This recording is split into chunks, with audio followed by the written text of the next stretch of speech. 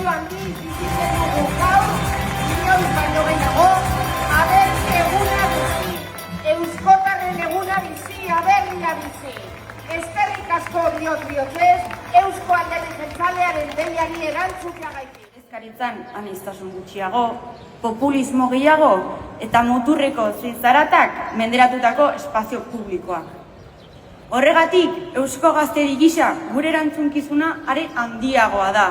Eusko Gaztedi mugimendu politiko bideari esker, egindako bideari esker, aberria, Euskal Etxea, bizirik dago. Aberri hau, sendo dago eta zutik dago.